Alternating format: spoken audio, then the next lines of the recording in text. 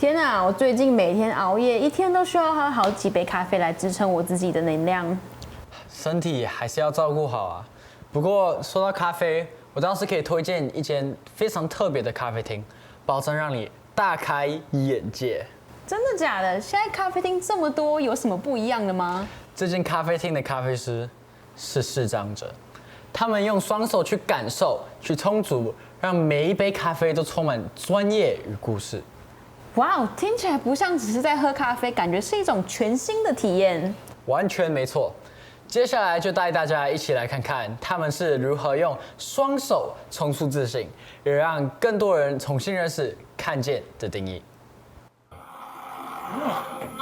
你有想过吗？如果眼睛看不见，要怎么精准地冲出一杯好咖啡？不用眼睛看水量，视障咖啡师是如何辨别方位？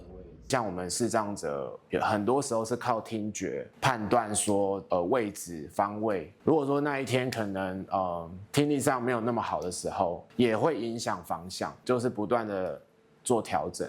透过语音电子秤与水满警报器的辅助，他们能掌握水量与冲煮节奏。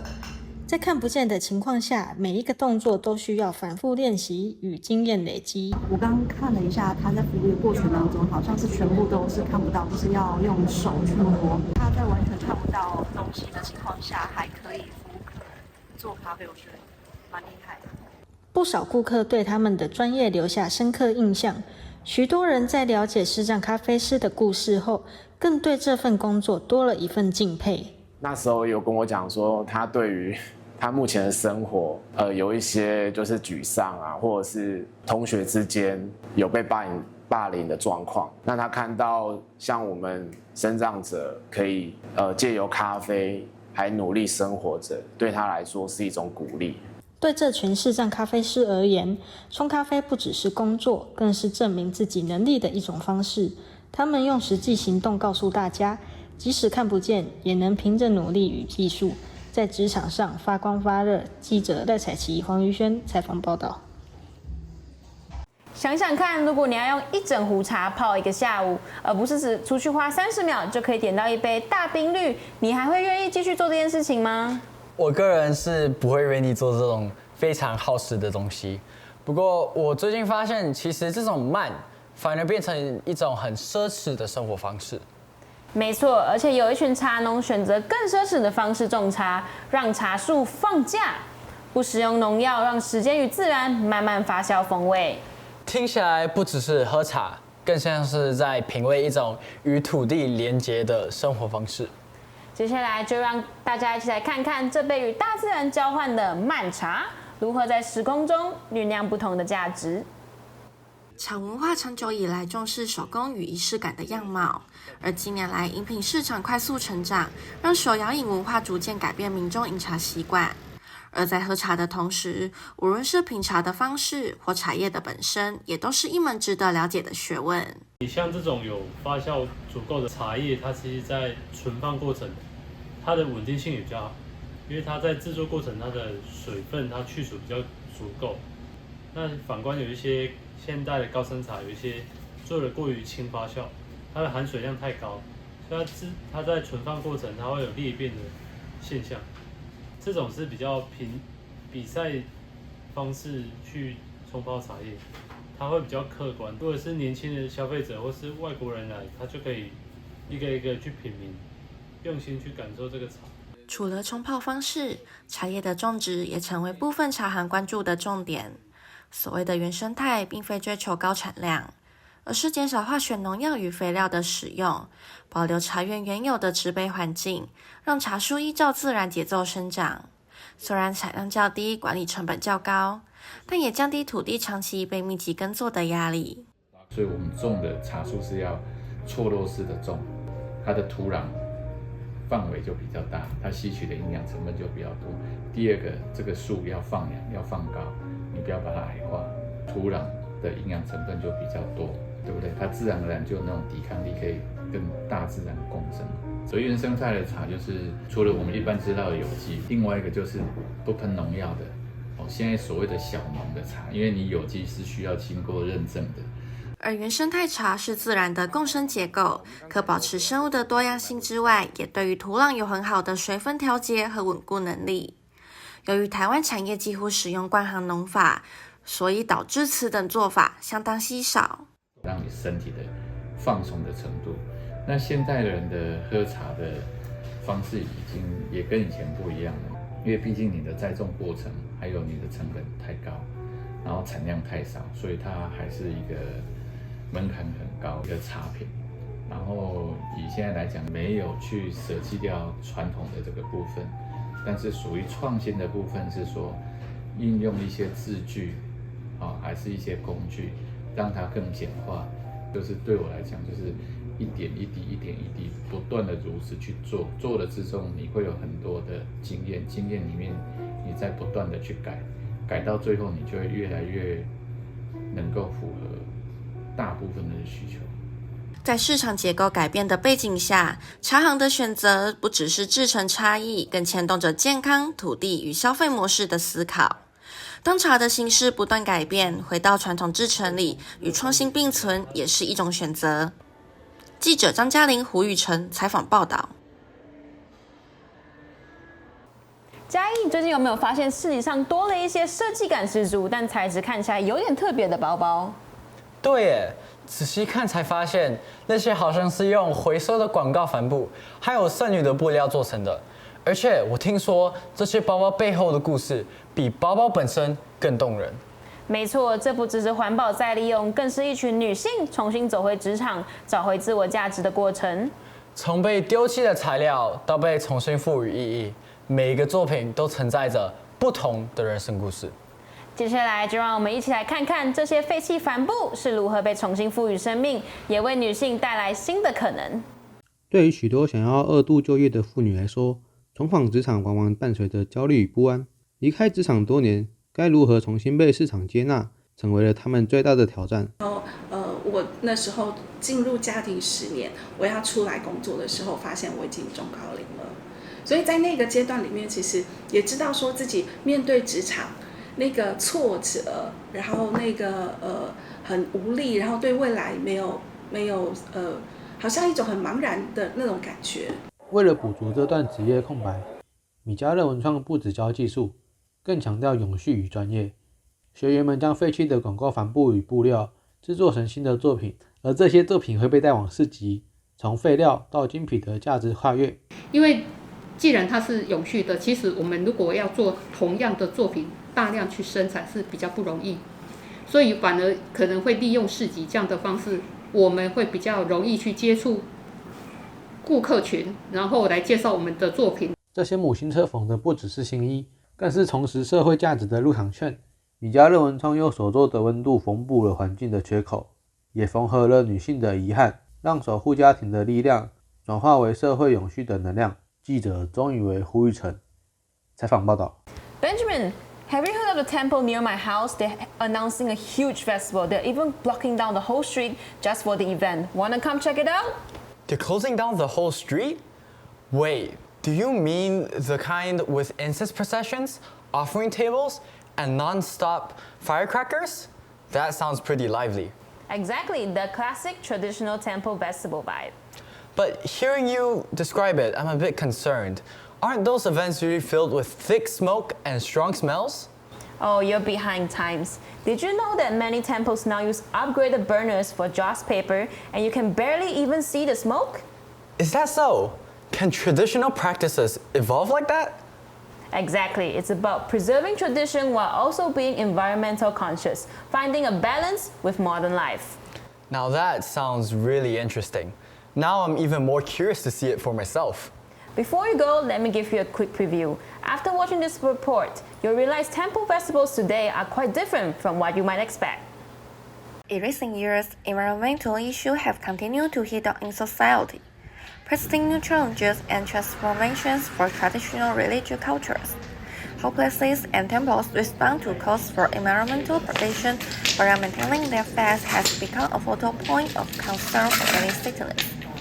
Among these, the air pollution issues caused by burning gold paper have been a topic of long-standing discussion. 环保金属是目前现在社会上每一个宫庙都要推动的，附近的居民的那个身体状况会良好一点的。如果传统的金炉当然是没有办法达到环保金炉那一种境界。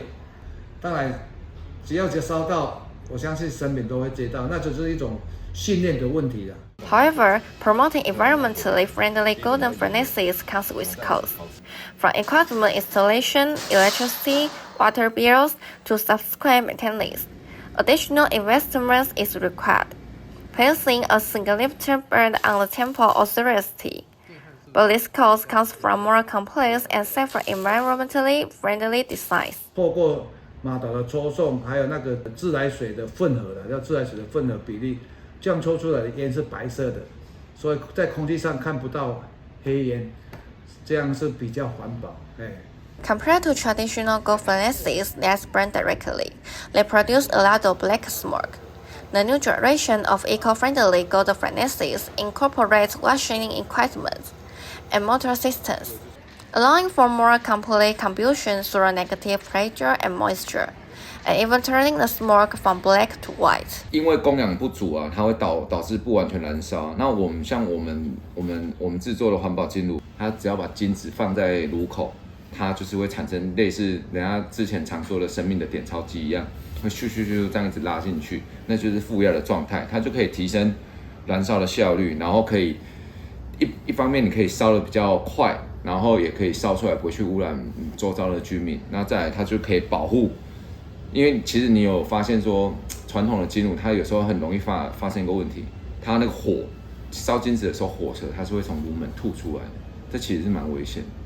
那我们针对不一样的就是金炉，因为有大有小、胖有瘦，那我们可以去调整它的进气，然后维持稳定的这些处理的效果。我们会算蛮精准的给庙宇给这些我们的客户他所需要的风量，那就是为什么要变频器？就是要避免它不必要的电力的浪费，因为我们现在已经用温度让它去知道说，里面现在炉内已经烧到多少温度了，这其实是已经蛮进步的一块了。In an era where environmental awareness is on a rise, innovations not only enhance safety but also integrates environmental protection into culture, safeguarding both the continuation of faith and resident health, allowing traditional culture and modern technology to find a new balance. Reporters 曾嘉玲、胡宇辰 Interview reports. I'm infinitely curious. How do you normally commute to school every single day? For me, I used to take the bus, the car, but recently I tried to use the U-bike system. I've noticed that commuting on campus has changed a lot compared to the past, especially with shared transportation like the U-bike becoming a lot more common. That's right, shared bikes, scooters, and even campus shuttle systems are gradually become part of students' daily routines. And it's not just about convenience. These transportation options also help reduce carbon emissions and are more environmentally friendly. Many universities have also started to actively promote green transportation policies, encouraging students to change their commuting habits, and we're ready to see some noticeable changes in usage. However, there are still challenges to consider, such as parking space, safety concerns, and the cost of using these services. So can shared transportation actually become the main way students commute on campus in the future? Next, let's take a look on how shared transportation is transforming students' daily commutes and what impacts it brings.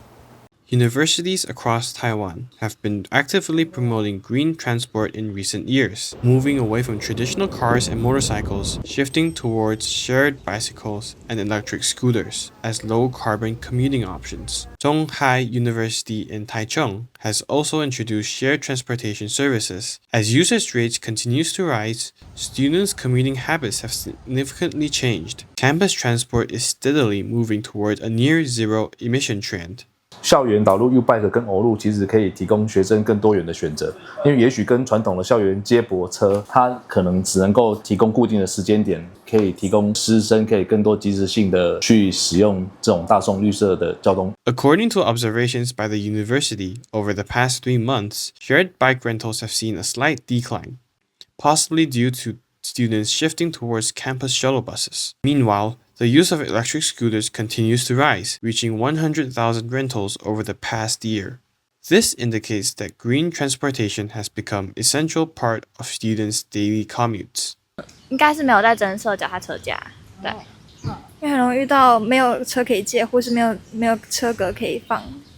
A visit to the campus reveals that shared bikes have become a daily choice for students. However, students have noted that the number of docking stations is limited, with a shortage of both vehicle and parking spaces, making it difficult to use the service reliably. Overall, while green transportation has steadily integrated into student life, there is still a need to improve the supporting infrastructure.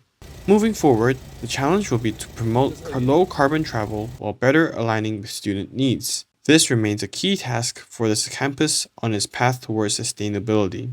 Reported by Lazarus and YU-CHENG. Have you ever been to the Green River in Taichung? It has actually become quite beautiful. Not only has the water quality improved, but the overall environment feels much more pleasant. Yes, it is now a great place for walking, taking photos, and relaxing. But what many people don't realize is that behind this transformation, there is a group of volunteers who have been maintaining it for a long time. For such a large river, is it really possible for volunteers alone to maintain it? Exactly. These volunteers not only patrol the area regularly, but also clean up trash, monitor water conditions, and report issues. Over time, their efforts have helped bring the Green River back to life. From being once an overlooked urban river to becoming a public space for citizens, this transformation is the result of continuous collective effort. So how did these volunteers make it happen? And what kind of challenges do they face? Next, let's take a look at how these volunteers patrol teams have retrieved Green River and made a difference in the urban environment. At 7:30 in the morning, a group of volunteers in vests slowly make their way along the riverbank carrying cleaning tools. They are not government employees, but local residents dedicated to protecting the Liuchuan River through a community patrol team. For years, they have silently served as the guardians of this river. 水质检测方法的话，我们现在就是要取样。那取样的话，我们就会用水桶去河川里面用吊挂的方式，然后把水拿出来。那我们的话主要会测3个东西。那一个东西的话就会是含氧量，然后另外一个的话就是酸碱值，这还蛮重要的。最后一个的话，我们会测它的浊度。我们也希望说大家尽量的生活污水就不要排到河川里面去。For the patrol team, protecting the river is not a one-time cleanup effort, but a commitment to long-term, meticulous observation and documentation. Through scientific water quality monitoring, they serve as the frontline guardians of our environment, enabling the early detection of pollution before it becomes irreversible. 以前的话没有发现我们这边有那么多的那个鱼在这边，对，现在反而觉得很特别，对。都黑黑的，里面都黑黑的，就是清洁啦。那个傍晚的时候哈，就有那个蜻蜓，还有那个蝙蝠也有。Once a neglected, foul-smelling ditch, it has transformed into a vibrant river rich in biodiversity. Ms. Zhang shares with joy that as water quality has steadily improved, fish and aquatic insects, long thought to be gone, have begun to return to the river. Biodiversity has significantly increased. The transformation of the Liuchuan River is a microcosm of the many river conservation efforts underway.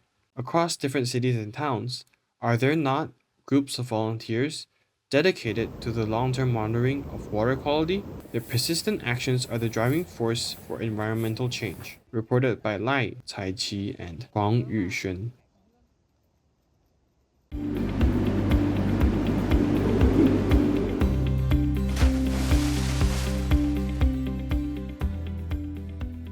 Hi everyone and welcome back to Eco Voices. I am your host Angel, and today we return to another critical issue, one that affects every single person every single day, and that would be energy. In today's society, we live in a world with many different energy options: solar power, wind energy, fossil fuels, and nuclear power. Each of them comes with its own advantages, costs, and consequences. This brings us back to SDG 7, Affordable and Clean Energy, and SDG 13, Climate Action. In Taiwan, nuclear energy once provided about 20% of the country's electricity according to the Bureau of Energy.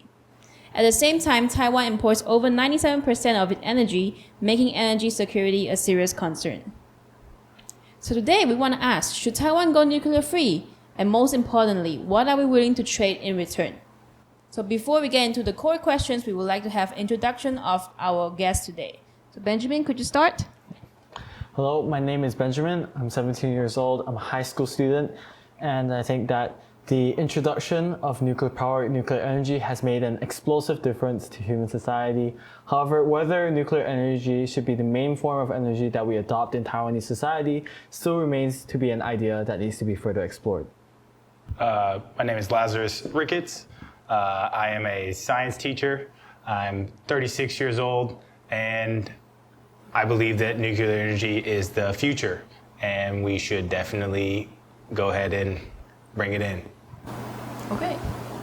Hi, I'm Franklin. I'm a grade 10 student. I am pro nuclear energy for several reasons. We'll discuss later. Okay, so thank you for the introduction. So let's begin with the core question of today. Should Taiwan adopt into a nuclear-free policy? Because the fear of nuclear energy right now is without any reason. For example, some of them, they believe in 2011, the nuclear disaster forced over 15,000 people to evacuate and causing long-term damage. So Benjamin, do you think that this might affect your points of having nuclear energy as one of our energy resources in Taiwan? I think that's one of the major concerns that I believe all anti-nuclear energy enthusiasts have in their mind. Because with the Fukushima incident, we know about the potential consequences, the major risks that are associated with the idea of nuclear energy, where we can see that the nuclear power plant explosion drastically changed the ecosystem, the environment in Fukushima itself. And the nuclear energy as a whole, if we can refer back to Second World War Japan, there's a lot of different historical incidents where it really showcased the destructive power that nuclear energy has. And whether we are willing to bear that risk when we're trying to go into a nuclear energy dependent system is definitely an idea that needs to be considered. Oh, okay, because so Mr. Ricketts, you believe that it is the future, right? So what does your points maybe has conflict with Benjamin?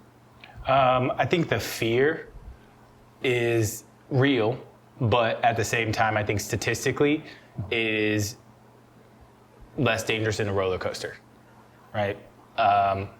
Honestly, at the end of the day, when you look at a lot of the disasters that have happened with nuclear energy, the basis of them is either old systems, old models, old infrastructure, or weather-based, right? Which, when you talk about Fukushima, that was more of a weather anomaly that caused that whole thing to erupt in the manner that it did.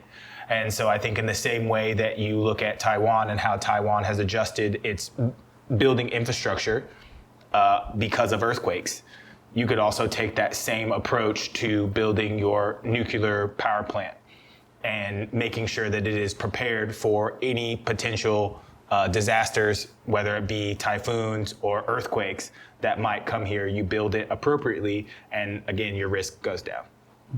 Okay, so do you think this is something that we should avoid, or is it a solution that we need? Because without energy, it's causing some climate changes, so the weather might be extreme. Will this increase the danger that we might face with nuclear power plants all over Taiwan, or maybe all over the States, or anywhere around the whole world? To be honest, I think the biggest crisis that we're facing right now is pollution from fossil fuels and coal, right? I think that is the biggest problem that we're facing right now. I think for most, especially in the time of war, when we're in this extremely globalized system that we're in, it's very important for countries to protect their anonymity. And I think when we're talking about protecting anonymity, we're talking about supply lines for food, we're talking about supply lines for energy.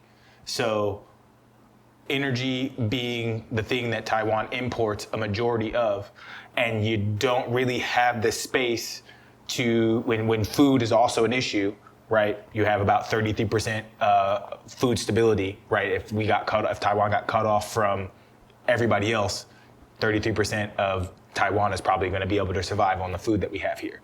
So at the end of the day, I think you can't really dedicate that space for renewables So then you have to utilize your spacing better, which means nuclear is pretty much your only way to go. You know, like what Mr. Last said, in such a globalized world, we definitely cannot really depend on oil as a supply, because as we see now the Iran and American war and Israel war, 20% of the global oil supply comes from the Strait of Hormuz. So with that being said, we cannot depend on oil supply, and we have to establish an independent system of supply.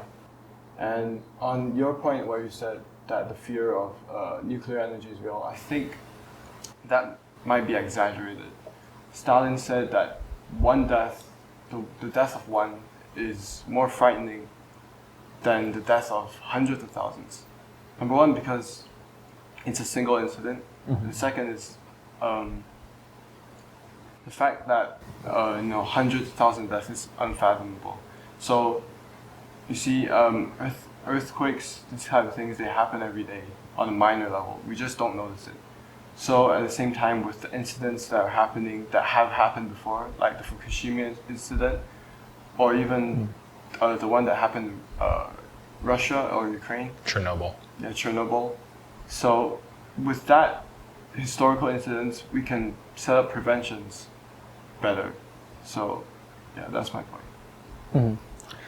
So I somewhat agree with some of the statements that you guys made. I believe that with these historical incidents, humanity as a whole has learned better to create better precautionary measures to ensure that these same incidents doesn't happen. But I also don't think that nuclear should be like what you said with the same idea, that nuclear, like there shouldn't be a sole form of energy. It should be a combination of a lot of different kinds of energy. So each energy has their own benefits and their own limitations. So for example, renewable energy, it requires a lot of land space, but then it's the most eco-friendly way to generate energy, right? And nuclear energy, it's the highest risk, and it also does, well, not the highest risk, but the most severe consequences, I would say. But it also does has its own fair share of pollution and land problems when you're storing nuclear waste. But it's not as grand scale as compared to coal and fossil fuels, and those has the largest amount of polluters and contributes the most to pollution in the world. So I think that, we can't say that, just completely no nuclear energy or completely pro nuclear energy. I think to go into a society where energy is clean and friendly, I think the end goal, for any country is they aim to go 100% sustainable energy. But I think that nuclear energy is a very good transitionary energy production method to reach that goal. Yeah, so as three of our guests mentioned, these are all cases that happened in the past or somewhere quite far away from our daily life. So I would say let's bring this issue closer to our daily life. So in 2022, a nationwide blackout in Taiwan affected over 5 million households. And if electricity becomes more expensive or less stable, how would that affect your life? Will you still be supportive of nuclear-free policy? Let's imagine a situation like what happens if without nuclear energy, one day if you're just going to turn on the AC, it's going to cost $5,000 per minute. Will you still support that we should remove nuclear energy from Taiwan?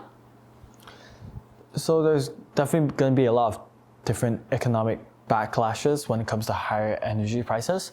But in a sense, I also think that the higher energy prices also acts as an incentive for people to not use energy when it's not absolutely necessary, right? So if you're just, gonna turn on the AC because you felt slight heat discomfort, then the higher energy prices might act as a disincentive. And I think that would definitely lead to, at a global scale, definitely lowering all of the energy consumption, and I think would also definitely positively contribute to pollution. In Taiwan specifically, air pollution is a very big problem. But we also have to think about the people's ability to meet necessities, as energy is definitely essential for many different house appliances like fridge, refrigeration, food items, all of that. And so energy does still play a very crucial role. And with the higher energy costs, it would definitely mean a higher living cost. And whether or not the Taiwanese citizens, poverty is prepared for this change, we still haven't seen any real changes. So I can't really make a clear conclusion to that. I will have to say that I think the idea that we don't need nuclear energy, it sounds good to say, okay, well, maybe people could be more responsible. But for me, coming from America, that tends to be a more privileged point of view. And I say that because you have global inflationary issues that are happening. Global markets are being damaged. And so with food scarcity or food security and energy security that are necessary, plus the pollutionary factor, I think these three things have to take precedence, especially because as a country, especially being Taiwan and Taiwan's status globally, I think you really have to protect the anonymity and you really have to protect this country in a different manner. And that means food security, that means energy security. Then you also have to think about the other aspect of why I would say that it's a dream. We all like to say everybody should be more responsible, but year in and year out, energy demand continues to increase no matter what we do. We've changed laundry machines, we've changed refrigerators, we've made all these different things in our houses more eco-friendly, but yet we are still seeing a rise in the demand for energy. So I think we have to escape that dream and we have to step into the reality of the situation, which is energy is a big concern. It affects your industry, it affects your everyday life, it affects your food, right? When you're talking about business, TSMC, semiconductors, you're talking about NVIDIA, you're talking about AI, you're talking about all, electric vehicles. All of these things are pulling on the electric grid. So obviously it poses a large problem, but I think with the technology that we have now and with our intelligence, with AI, and we can find different solutions. And you know, like Teacher Last said before, in France, in Ontario, Canada, they have different methods to deal with this right now. It's not like it's 30 years back, in the future now. Where, yeah, okay, you might have to worry about a little bit of radioactive material, right? But do you know how much radioactive material that is that we're talking about? I just know that the radioactive material is all like stored mainly offshore, so it wouldn't pose an immediate threat. But I mean, as land starts to get scarce, sea level rising, I'm not really sure if that is a long-term sustainable plan. So let's talk about the amount of radioactive material for a lifetime, for a typical lifetime of a person. The amount of radioactive material fits in a soda can produced, right? So at that point in time, we have to also consider that that is also like Chernobyl, like Fukushima. That is it's a scare that lives in our mind, but again, it's not reality. The reality of the situation is the amount of radioactive material is actually way less than most people fully understand, and it's recyclable. It's more reusable than most of your renewable energies. 90 to 95% of that radioactive waste is reusable, is recyclable. Discussion should not further be explored in whether or not nuclear energy should be implemented.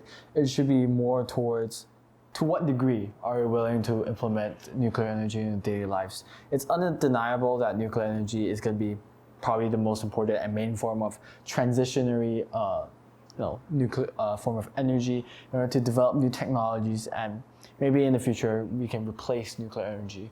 But at least to resolve the current issue, the biggest issue I'd say across the globe of climate change, nuclear energy is definitely going to play a key role and as a key factor to resolve this issue. So throughout today's conversation, we have heard different perspectives, some prioritizing safety, others emphasizing stability, affordability, and environmental responsibility. And perhaps what we see is not a clear answer, but a complex balance, because every choice comes with a cost and a consequence. Choosing nuclear-free may reduce certain risks, but it may also bring new challenges. Choosing nuclear energy may offer stability, but it requires trust in safety and long-term responsibility. Around the world, countries are facing the same questions. How do we balance energy and environmental sustainability? According to the International Agency, no single energy source can solve this problem alone at this point. So the future will depend on how we combine different solutions and how we make informed decisions. So perhaps the real question is not simply should we have nuclear energy or not, but rather what kind of future are we willing to accept and what are we willing to give up for it? Because in the end, energy is not just a power generation, it is values, it's about priorities, and it is about the kind of society we choose to become. Thank you for joining us today on Eco Voices. We hope to see you in the next episode. Thank you. 我们希望可以让这些智能障碍者可以融入社会，所以借由体育呢这种团体生活，可以让他们开始有这种小型的社会缩影概念。那个球衣它其实就淘汰掉，它就不会再穿。那个东西它就是直接丢掉，它是浪费的。球涯基金他们就帮我们把这些球衣全部收集，然后当成材料。他手边的一个贴片，它其实已经过期3年。然后我们把机器拿出来的时候，就会发现它其实连外壳它都是因为太阳过度曝晒的一个关系，它已经脆化。尽量看我能学到什么程度，我就跟老师一直学，就学到不能进步为止，学到我不能写为止，这是我这一辈子最后的义务啊。通常创伤之后，它其实会外观